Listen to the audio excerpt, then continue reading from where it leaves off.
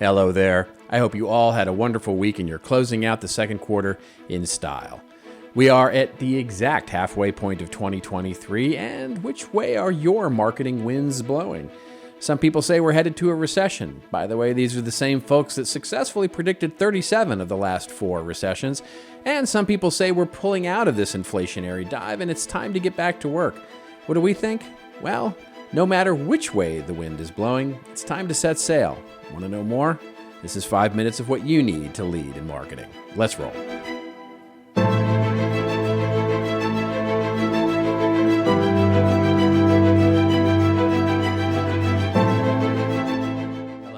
Robert Rose here with the news. It is what's new, but as you know, it is more importantly what's important in the world of content and marketing. And for the best and best practices, you can head on over to ContentMarketingInstitute.com. So we are at the exact halfway point of 2023 and the end of the second quarter, and marketers are in a bit of a reflective mood. As we get ready for the 4th of July holiday here in the U.S., marketers are wondering what should we be focused on when it comes to the back half of the year. From a market perspective, well, it would seem there is still a good deal of frustration and consternation about figuring out this economy. Job growth seems quite strong as we come into summer, but some economists are still predicting economic headwinds in the fall and then maybe tailwinds into late 2023, early 2024. I always like to look at marketing budgets as a leading indicator of economic temperature because I feel if marketers feel there's more need to put money into the pool, well, then there's a general growth sentiment and the pool might be worth swimming in. There's no doubt budgets got crunched in late 2022 and early this year. But as for the second half of this year, well, it's a bit of a mixed bag.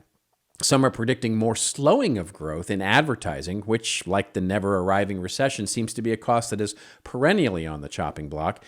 And some are reporting that ad spend will actually grow more than expected. As for marketing, well, like Gartner's CMO spend survey, they found budgets remaining relatively flat. But our own B2B content marketing budget survey, well, we found that 50% of marketers say their content marketing budgets are increasing. But how can all these things be true at the same time? Well, according to one study just released this week from software company Optimizely, CMOs are confessing. They're confessing to hidden costs, which makes them rethink about how they are investing their money. When it comes to technology, they found that 72% of marketing leaders now acknowledge that their tech stacks don't function as seamlessly as they should. The challenge to investing? Well, they say it's just too many options. There's too much to choose from when it comes to this technology, followed by the staff's abilities or, well, inabilities, really, as we might say, to implement and use these solutions. These findings are a perfect follow-on to our thoughts about what we had on technology and process from last week's ContentTECH event, where what I talked about in my opening remarks was the missing link between cross-functional process, governance, and workflow in so many marketing and content operations.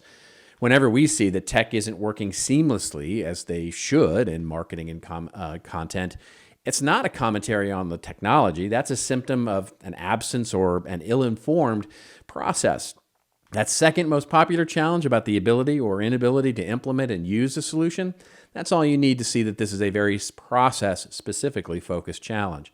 So ultimately, our take, as we sit here in the exact middle of 2023, marketers are still feeling uncertain.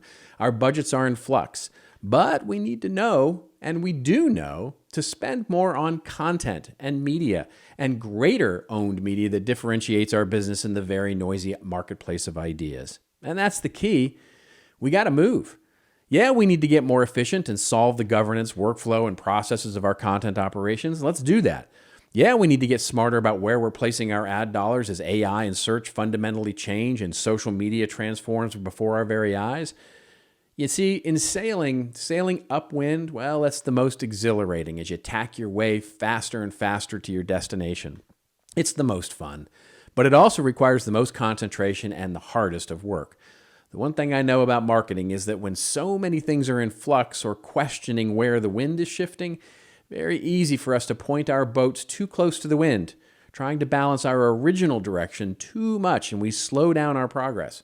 The smart move in sailing and in marketing is easing the sail just a bit. Increase the boat speed at the expense of the original perfect direction.